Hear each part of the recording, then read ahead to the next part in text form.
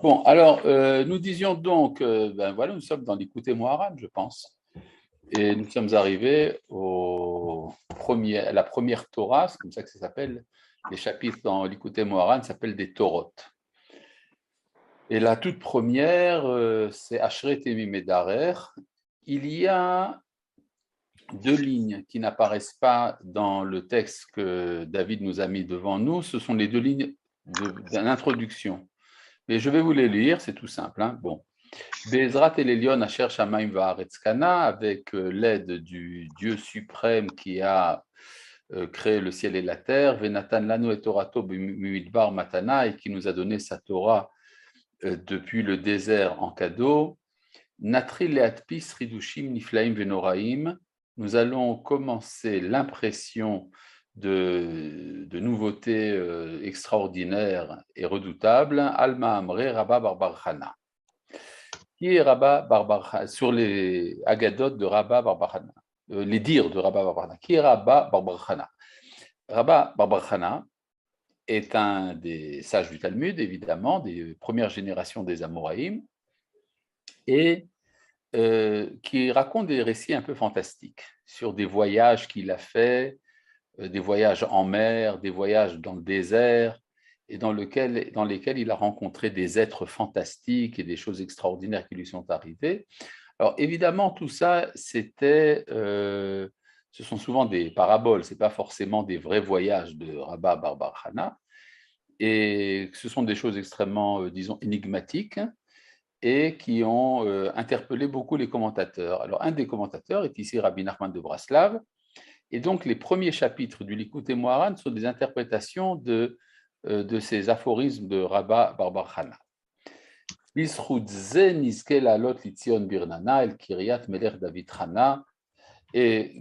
par le mérite de cela, nous mériterons de monter à Tzion dans la joie, dans la ville, dans la cité où le roi David a campé. Voilà. Bon, donc ça, c'est une introduction un peu poétique. Et donc, bien qu'au début, Rabbi Nachman n'amène pas le texte de l'enseignement de Rabba Barbarchana, il apparaîtra par la suite dans le courant du chapitre. Maintenant, cette Torah qui s'appelle Ashret Mimedarer Aolchim Betorat Hashem, heureux ceux dont le chemin est intègre et qui cheminent dans la Torah de Dieu. C'est un verset donc tiré de Tehilim, le premier verset de Kuf Yutet. Et ce qui est intéressant, c'est de voir quelle est la préoccupation de Rabbi Nachman. C'est-à-dire, vous savez que tout enseignement a pour base une préoccupation, une insatisfaction de quelque chose. Et de quoi est-ce que Rabbi Nachman n'est pas satisfait? Quel est l'enjeu qu'il propose à nous tous, aux lecteurs et à tout bon juif de partout?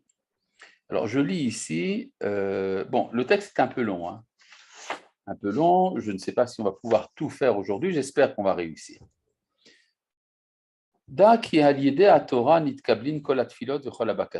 Sache que par l'intermédiaire de la Torah sont acceptées toutes les prières et toutes les demandes, pour lesquelles nous demandons et prions. Alors, c'est quoi cette histoire? Il y a un rapport ici entre la Torah et la prière. La Torah et la prière, a priori, sont exactement le contraire l'un de l'autre. La Torah vient d'en haut, elle est adressée vers le bas. La prière vient du bas, elle remonte vers le haut. Donc, a priori, il n'y a aucun rapport. La Torah est une direction, la prière en est une autre.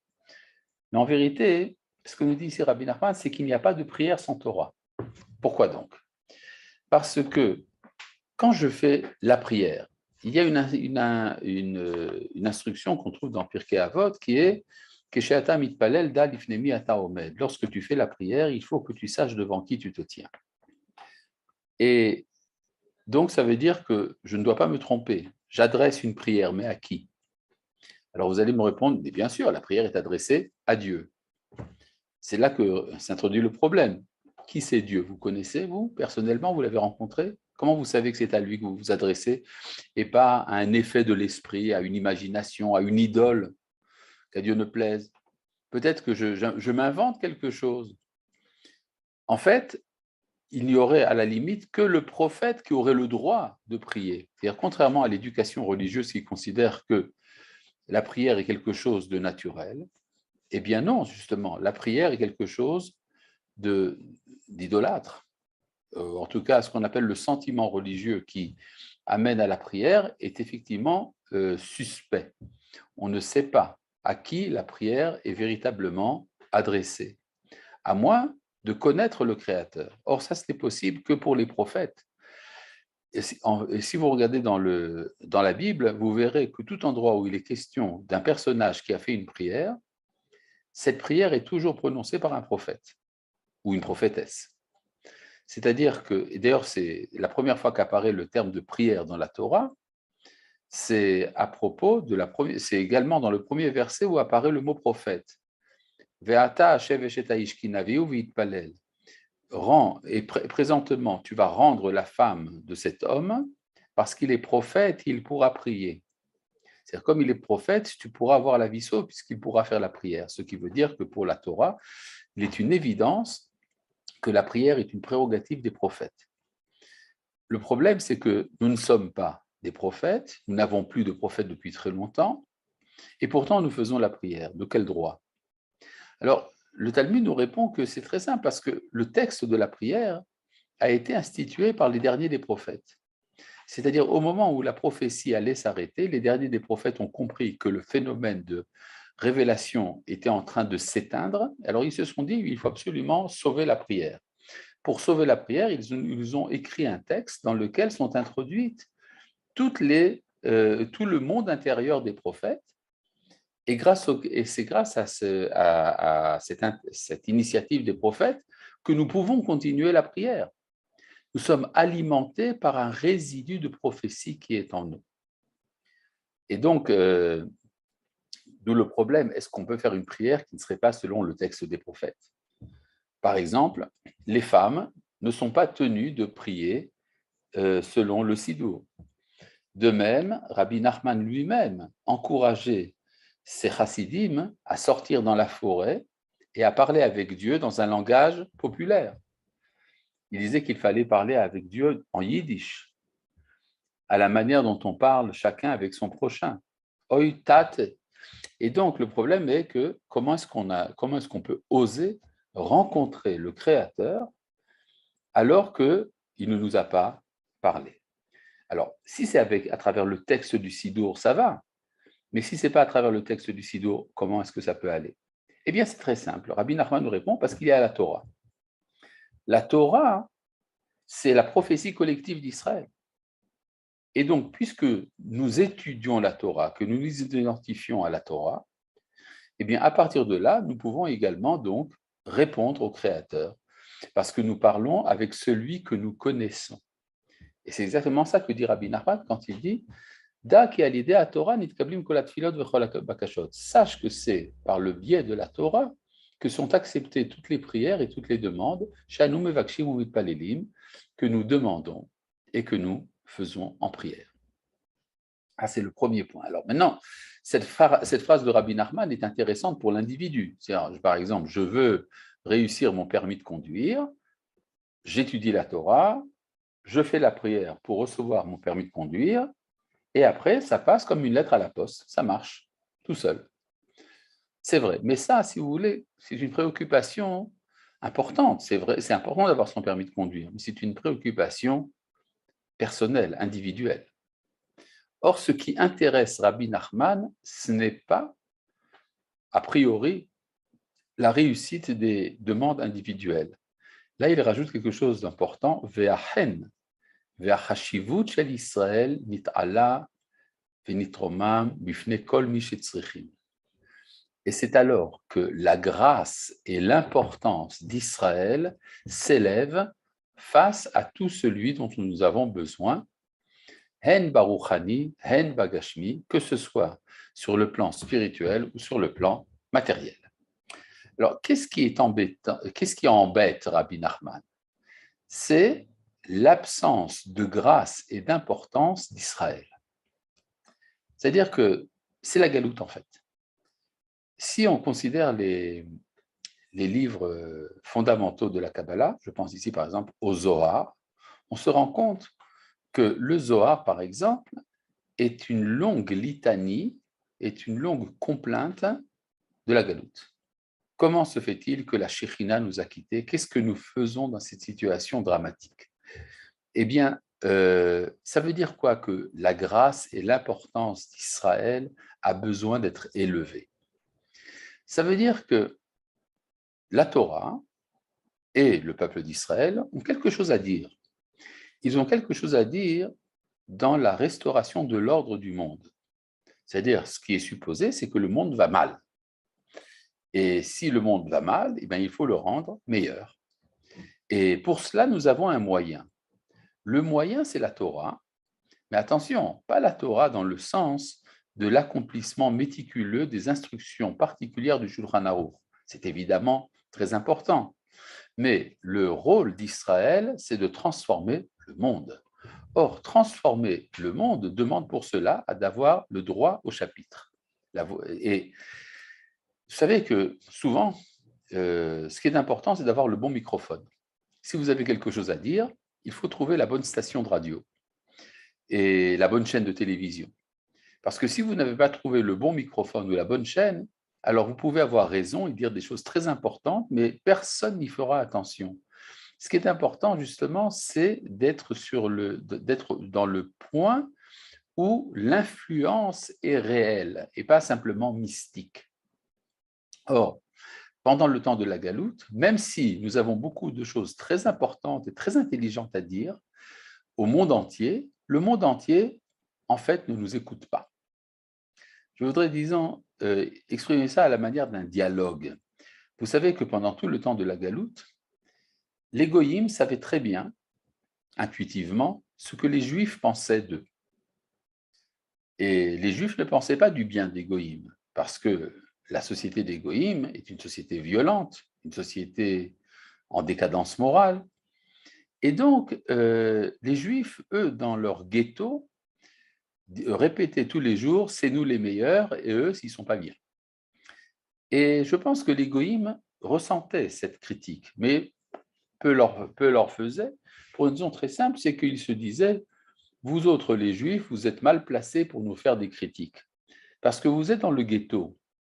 Et dans le ghetto, vous n'avez pas la responsabilité politique du monde. Nous, les goyim, c'est vrai que nous sommes méchants, mais c'est parce que nous nous occupons du monde. Or, le monde demande une certaine dose de méchanceté. D'ailleurs, si vous, les Juifs, vous étiez indépendants et que vous aviez en main le pouvoir politique, vous seriez aussi méchants que nous. Or, le problème, c'est que depuis 1948, eh bien voilà, paf, nous sommes revenus sur la scène internationale.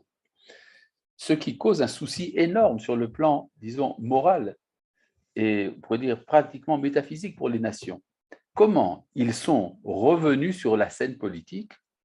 Donc, s'ils réussissent à faire une politique, que cette politique soit l'expression de valeurs morales, alors ils vont mettre en accusation tout ce qui a été fait par la civilisation chrétienne et occidentale pendant 2000 ans.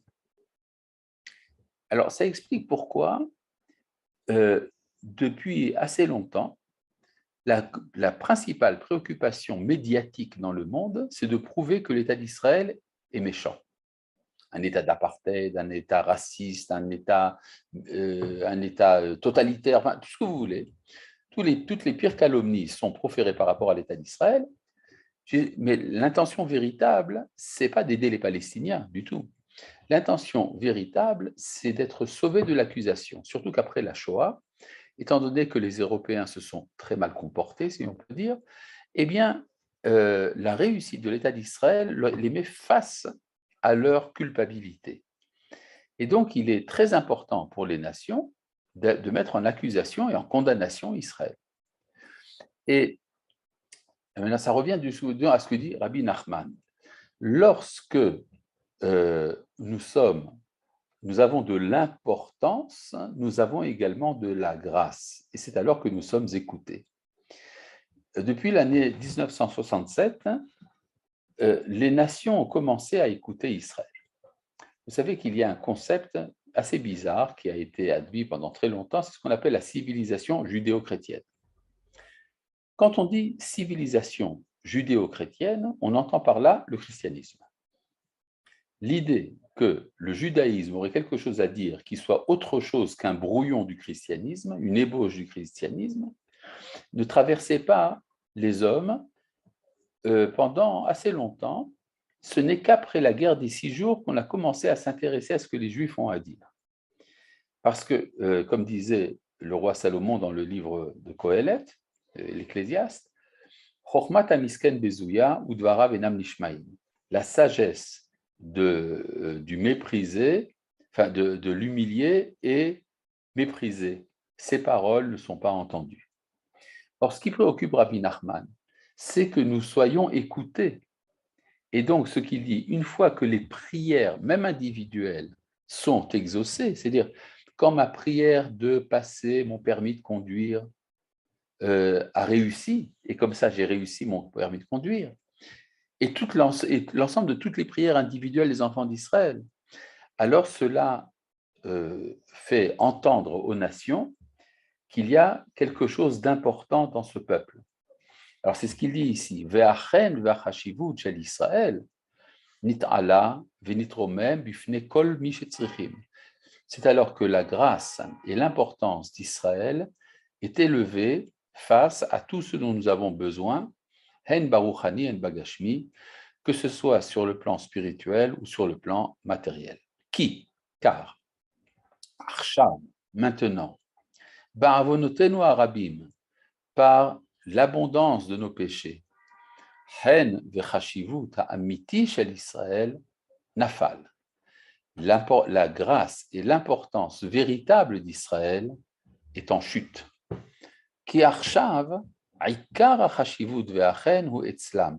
Car maintenant, l'essentiel de l'importance et de la grâce est chez eux.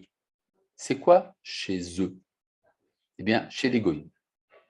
C'est-à-dire ce qui fait avancer le monde, l'histoire de la civilisation humaine, eh bien, c'est l'histoire de l'Europe. Ce n'est pas l'histoire d'Israël. Aval, à l'idée à Torah, mais par le biais de la Torah, c'est alors que la grâce et l'importance d'Israël s'élèvent, qui a Torah nikret, car la Torah est appelée. Alors là, c'est caractéristique de Rabbi Nachman. Quand il dit quelque chose, il amène un verset. Alors où est-ce que nous savons que la Torah donne la grâce? Parce que la Torah est appelée Ayelet Ahavim V'Ya'alat Hen. C'est une biche d'amour, c'est une chèvre, pas une chèvre, Yael, c'est les gazelles gracieuses. C'est-à-dire, la Torah est une gazelle gracieuse, donc il y a ici la grâce. Et pourquoi elle est appelée Ya'alatren, la gazelle? La gazelle, Ya'ala, Ya'el, ça vient également du verbe monter. Chez Ma'ala Chen Alomdea, elle fait monter la grâce pour ceux qui l'étudient. Valideze, Nitkablin Kolatfilot Vabakashot, et c'est comme ça que sont acceptées toutes les prières et toutes les demandes. Ça, si vous voulez, c'est le point de départ. Mais qu'est-ce qu'il nous veut, Michael? Je pense qu'il veut demander. Non. Bon. Ah, Oui. moi, j'ai une question.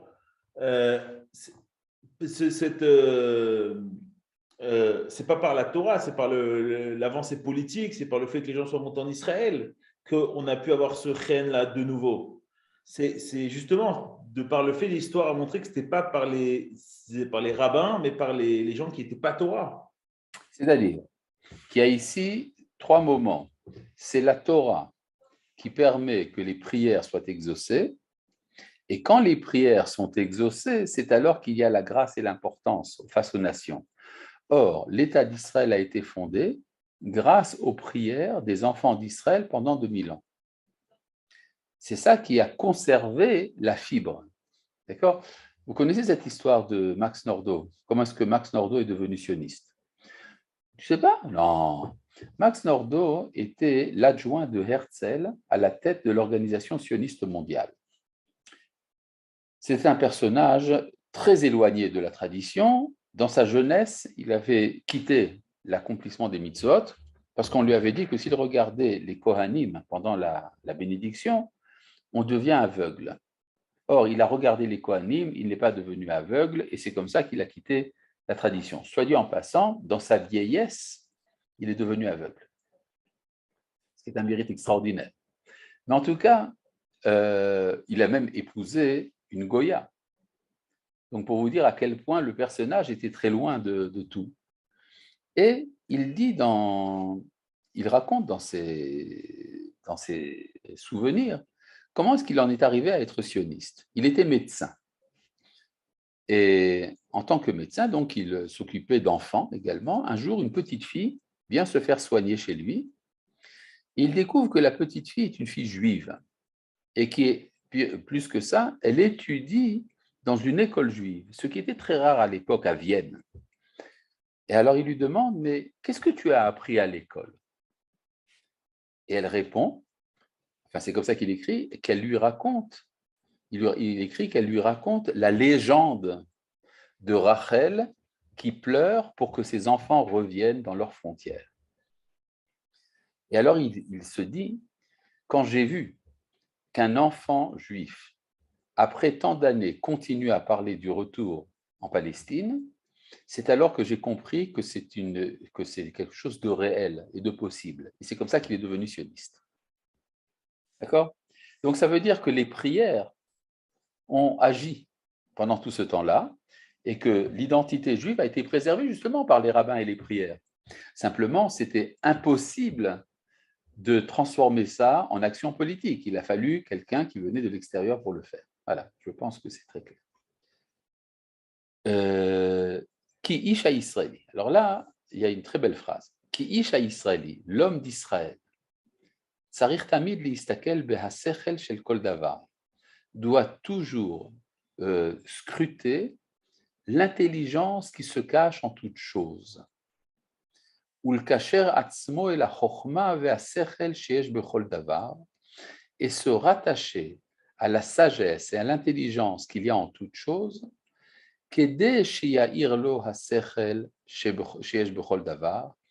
afin qu'il soit illuminé par l'intelligence qu'il y a en toute chose,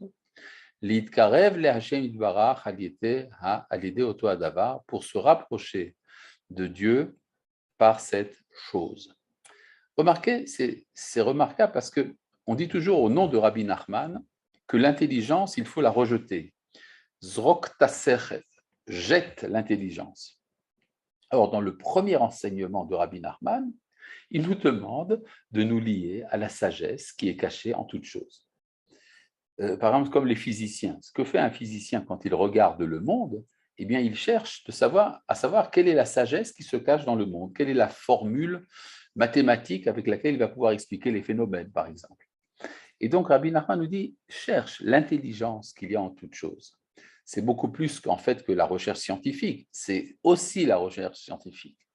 Mais essayez de comprendre ce qui est intelligible dans le monde que l'homme contemple. Ki ha-sechel hu or gadol, car l'intelligence est une grande lumière. Ou me'ir lo bechol derachav, et lui illumine tous ses cheminements. Kemo shekatu chochmat adam ta'ir panav, ainsi qu'il est dit dans Kohelet, la sagesse de l'homme illumine son visage.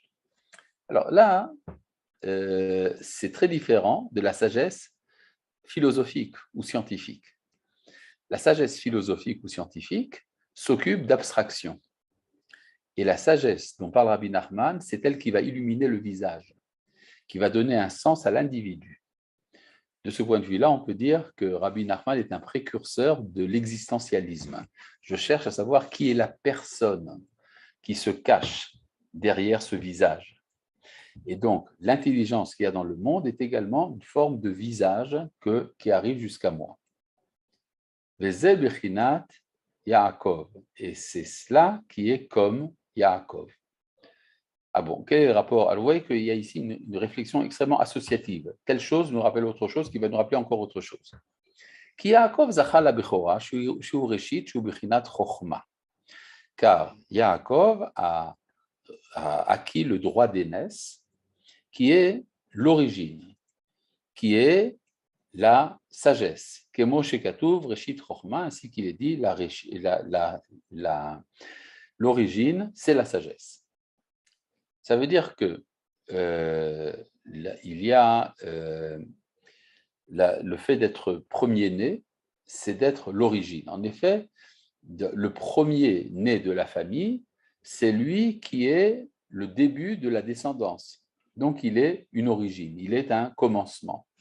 Or, le commencement, c'est la sagesse. Ça veut dire quoi? Ça veut dire que le monde est créé sous forme de sagesse, c'est-à-dire le monde a un ordre, le monde n'est pas une simple anarchie, il y a une logique derrière l'univers, et donc celui qui se rattache à l'origine et se rattache également à la sagesse originelle qui est le début de tout. Et c'est pour ça qu'il est dit, il m'a talonné 2 fois, c'est Ésaü qui parle de Jacob, Vetargum onkelos vechakmani, et la traduction araméenne de onkelos, c'est il m'a pris par sagesse. Donc Yaakov et Chochma, Yaakov, notre ancêtre, représente symboliquement la sagesse, et ça représente, et donc l'homme d'Israël qui est un descendant de Yaakov doit chercher la sagesse. Vous comprenez ici l'association. Et c'est comme un soleil. Qui a sechel ou meirlo b'chol drachav, que moi shemesh, parce que l'intelligence éclaire tous les chemins comme le soleil. D'ailleurs, il est important, le Rambam nous dit dans Ilchot Deot que celui qui pêche, c'est parce qu'il a perdu la sagesse. On ne peut pas pécher si on a un cœur rempli de sagesse, ou selon la formule talmudique, un homme ne pêche que si il a été visité par un souffle de folie, un esprit de folie. Warshtut. Et c'est un peu comme dit le texte en Michelet, Ve'orach tzadikim ke'or noga, holer va'or ad mechon hayom. Le chemin des justes est comme une lumière diffuse qui va en s'éclairant jusqu'à ce que le jour soit plein. C'est-à-dire, les tzadikim agissent du sein de l'obscurité pour rajouter de la lumière. Et donc, ils ressemblent à la lumière du matin, ornoga. Et cette lumière va en grandissant. Ça veut dire que les tzadikim sont prêts à affronter des situations problématiques, un peu comme Yaakov, qui est prêt à mentir pour acquérir le droit d'aînesse. Ce n'est pas beau de mentir, ce n'est pas joli de mentir, oui, mais ça fait partie des complications du monde. Et cette complication du monde, c'est elle qui va être exploitée pour finalement arriver à la lumière. Et c'est alors que Yaakov va devenir le soleil qui va illuminer le monde. Vous savez que dans les civilisations alternatives, le soleil aussi remplit ce rôle de directeur du monde. Par exemple, il y avait un roi dans un pays d'Europe qui, quand il est arrivé à la conclusion qu'il était le summum de sa civilisation, se faisait appeler le roi Soleil. De même, il y avait un empereur des Français qui se faisait représenter avec un visage lumineux comme le soleil. Parce qu'il pensait, c'était Napoléon, je crois, qu'il était capable d'être le soleil qui allait illuminer la civilisation européenne. Faisait Bechinat Het, Leshon Chayut. Et ça ressemble. Tout ce que nous venons de dire sur l'intelligence, c'est la lettre Het, la 8e lettre de l'alphabet. Ah bon, qu'est-ce qu'elle a à voir, cette lettre Het de l'alphabet? Eh bien, Het, ça s'écrit Het Yud Tav, ce qui veut dire vivacité, vitalité. Leshon Hayut. D'ailleurs, dans la prononciation ashkénaze, ça ressemble. Cheis Chayes. D'accord? Et n'oubliez pas que Rabbi Nachman prononçait l'hébreu à l'ashkénaze. Ki ha-chokhma ve'asechel ou ha-chayut shel kol davar. Car la sagesse et l'intelligence sont la vitalité de toute chose. Que Moshe Katouv, ainsi qu'il est dit, Achochma techaye bechule. La sagesse vivifie, etc.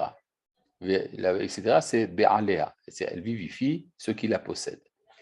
Très, très différent de ce que font les philosophes. Le philosophe est celui qui, comme dit l'étymologie grecque, celui qui aime la sagesse. Philo, sophos. Il aime la sagesse. Sophia, c'est la sagesse. Philo, qui aime. Donc un amant de la sagesse. Mais cette formule que se donnaient les sages de Grèce est une formule pleine d'humilité. Ils savaient très bien que leur sagesse ne faisait que entourer le sujet de la sagesse. En effet, qu'est-ce que fait le philosophe? Il réfléchit sur la réalité. Il n'est pas en contact avec la réalité elle-même. Il va donner les définitions de ce qu'il constate. Mais la chose qu'il constate est au-delà de lui. Donc le philosophe n'est pas habité par la sagesse. Il a des considérations sur la sagesse. Tandis que la sagesse dont parle ici Rabbi Nachman, c'est la vitalité elle-même. C'est la chose en soi qui va habiter le sage. Donc le sage ici n'est pas un philosophe.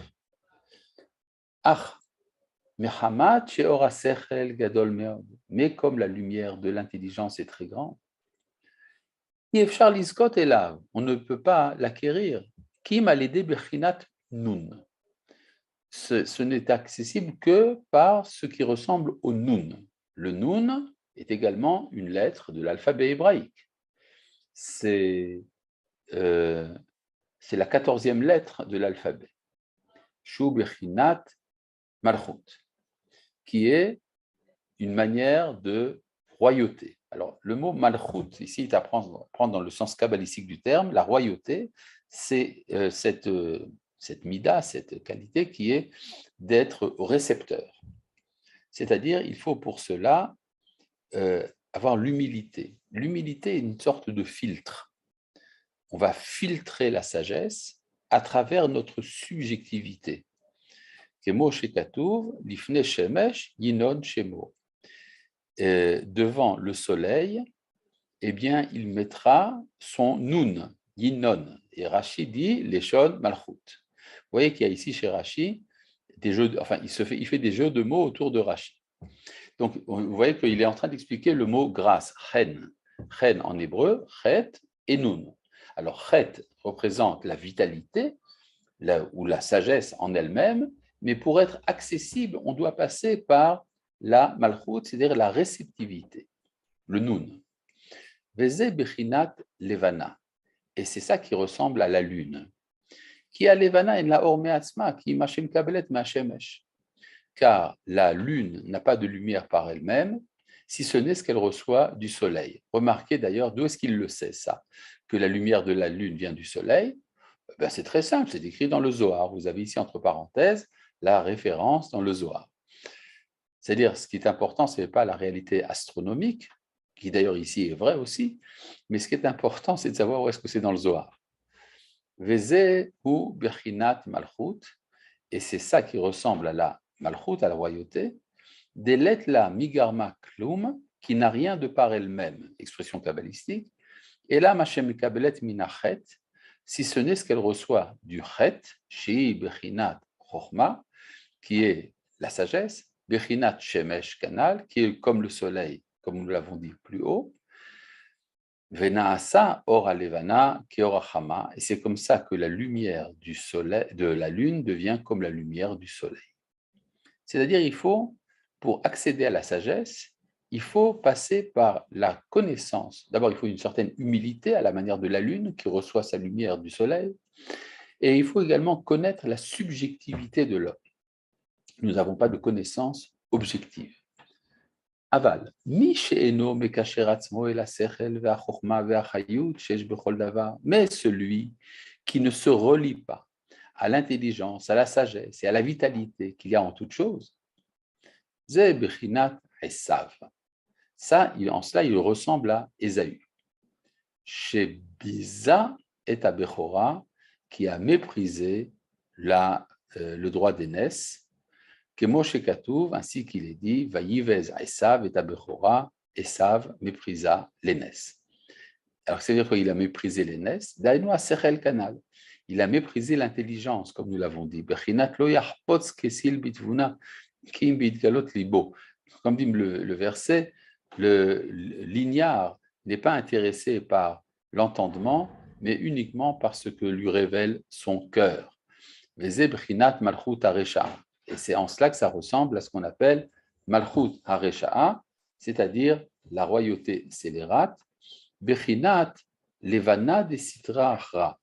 C'est-à-dire, c'est comme la lune, mais du mauvais côté. C'est-à-dire, nous avons une sorte de dualisme, ça ressemble à un dualisme entre le bien et le mal. Alors, vous avez la lune du côté de la sainteté, vous avez la lune du côté du mal. Chez Aléa Nehemar, Vechafra Alevana, dont il est dit, c'est alors que la lune sera honteuse. Alors, est-ce que c'est le problème des pays arabes? Non, ici, il s'agit de la subjectivité, si vous voulez, kantienne. Il est tout à fait probable que Rabbi Nachman était au courant des développements philosophiques de son temps et qu'il savait que Kant, par exemple, était arrivé à la conclusion que toute la connaissance que nous avons est une connaissance subjective, à la manière de la Lune. Mais c'est au service de quoi? C'est au service de Esav. Esav, la civilisation d'Esav, héritière de Rome, est entièrement happée par l'efficacité pratique. Esav, ça vient du verbe la'asot, qui veut dire faire. C'est-à-dire, on oublie la centralité, la primordialité de la sagesse, et on va passer aux pratiques. C'est vrai que les premiers philosophes étaient des hommes extrêmement spirituels, et que finalement, ils sont devenus extrêmement pratiques. Oui, vas-y, David. Arabe, ça tombe bien qu'on étudie au Rotat Teshuva avant, parce que je trouve que ça contredit un petit peu au Rotat Teshuva. C'est-à-dire que d'un côté, on est très dans le Rotat Teshuva, très dans le klal, que chacun participe à l'autre, et que ce n'est pas d'afka de la chorma, c'est quelque chose qui est arbé mais vert, qui est beaucoup plus grand que ça. Et là, Rabbi Nachman nous, entre guillemets, redescend en disant non, c'est très dans l'individualité, dans le sechel. Alors peut-être que je n'ai pas compris, ce qui est très possible, mais voilà. J'ai compris. Eh bien non, je pense que tu n'as rien compris. Excuse-moi. C'est très simple. Rabbi Nachman nous dit que l'individu doit s'attacher à l'intelligence qu'il y a en toute chose pour que la grâce d'Israël remonte. Donc, quelle est sa préoccupation? Le klal. D'accord? Or, mais ça, c'est très enfoui parce que comme le discours de Rabbi Nachman est adressé au chassid qui ne vit pas une vie politique, il est dans son individualité. Alors, Rabbi Nachman veut le faire sortir de ça pour lui dire ta préoccupation véritable doit être le retour de la Shekhinah et le retour de la relevance d'Israël face aux nations. D'accord? Et c'est pour ça que je pense que Rabbi Nachman est en fait le germe de la pensée du Rav Kook. Ça ne veut pas dire que le Rav Kook s'est inspiré de Rabbi Nachman, mais ça veut dire que Rabbi Nachman est en recherche justement de sortir de cette étroitesse. Nous allons voir par la suite que non seulement Rabbi Nachman s'occupe du klal d'Israël, mais il s'occupe également de l'universel. Et c'est ça qui est central chez lui, je pense que c'est ça qu'il dit d'ailleurs. Simplement, il donne ici un cheminement qui va permettre à l'individu de passer de son individualité au klal. Rav, il y a un élément une précision aussi que je voulais avoir, je ne suis pas sûr d'avoir compris aussi. Oui. En fait, au départ, on a parlé de l'influence réelle en fait, d'Israël sur le monde. Oui. Donc, dans l'histoire, l'Europe, par exemple, a rayonné de manière politique en faisant des guerres. Les États-Unis ont rayonné, surtout ces dernières années, de manière un peu culturelle. Et donc, on attend qu'aujourd'hui, Israël rayonne d'une certaine manière, alors pas forcément politique ou pas forcément culturelle, parce que je ne sais pas de quelle manière ça pourrait passer, mais plus, j'ai bien compris, d'un point de vue moral. Et donc, en fait, j'ai le sentiment que Esav, c'était, là on vient de le dire, c'est l'aspect pratique. Et là, en fait, on nous dit qu'Israël aussi doit rayonner un peu de manière pratique et pas seulement de manière spirituelle. Donc, il y a une forme de dualité, en fait. C'est que d'un côté, on demande à Israël d'être dans le monde concret, c'est-à-dire de réparer le monde dans l'aspect pratique. Et d'un autre côté, en fait, on lui demande cet attachement au spirituel, cette forme de moralité. Et en fait, c'est le basculement entre les deux, en fait, que je n'ai pas forcément saisi, quoi. Très bien. Où est-ce qu'on se situe, quoi? Cette question a déjà été posée par un philosophe juif du nom de Hermann Cohen, fin du 19e siècle, début du 20e, parce qu'il se demandait comment concilier le particularisme national d'Israël avec sa mission universelle. Et c'est la raison pour laquelle d'ailleurs il s'opposait au sionisme. Pour Hermann Cohen, la mission d'Israël se fait dans l'exil, dans la dispersion. Or, c'est ça son erreur, justement. C'est ce que dit Rabbi Nachman. Tant que nous sommes en exil, il n'y a pas d'influence. C'est à partir du moment où nous retrouvons le pratique au niveau politique dans le cadre de notre État qu'il y a un rayonnement spirituel sur les nations. D'ailleurs, l'exemple des États-Unis est très fort.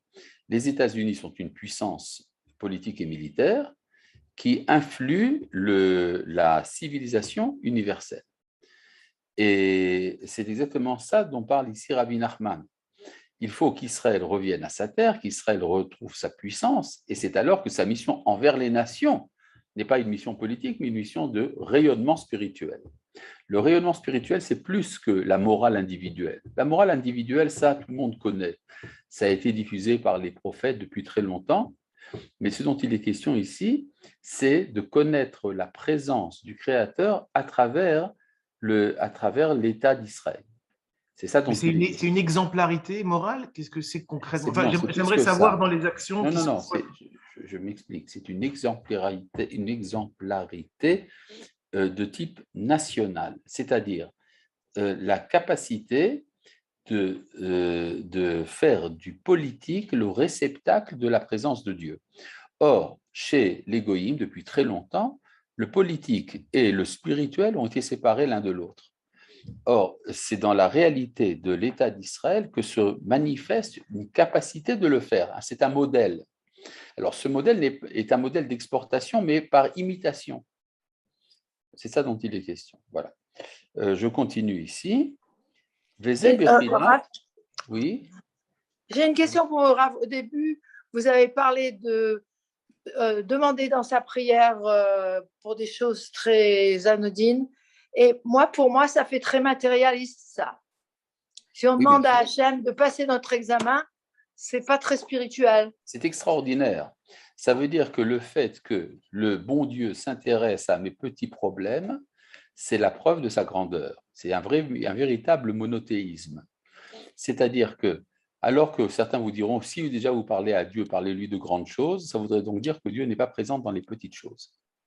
Or, c'est ça, le monothéisme intégral, c'est justement le chidouche, c'est qu'il va s'occuper de mon permis de conduire. Ça m'est difficile. Bon. Pourquoi ça vous est difficile? Non, c'est très simple. C'est bizarre, ça me fait bizarre. Je comprends. Ça me fait bizarre de prier à Hachem. Je le fais en plus de ça. Oui. Quand j'arrive et que je veux garer ma voiture, je dis à Hachem, Akrenali, fais-moi qu'il y ait un parking spot. Mais je ne me sens pas bien à l'intérieur de moi. Parce que vous demandez d'avoir la place pour garer votre voiture, parce que vous êtes intéressé à arriver rapidement à votre travail. Non, je veux juste arriver à la maison. D'accord, peu importe où est-ce que vous voulez arriver. Donc justement, c'est parce que vous voulez quelque chose de tout simple. Tandis que si vous priez pour avoir une place, parce que sans cela, sa gloire ne pourra pas se manifester, alors c'est tout à fait autre chose. D'accord ? Ok. Voilà. Mais donc, je pense que nous sommes arrivés à peu près au milieu du texte. Non, nous avons fait à peu près le tiers du texte. Et donc, ça veut dire que nous continuerons la prochaine fois. Shalom à tout le monde. Toda, Cherki, Shavu Atov.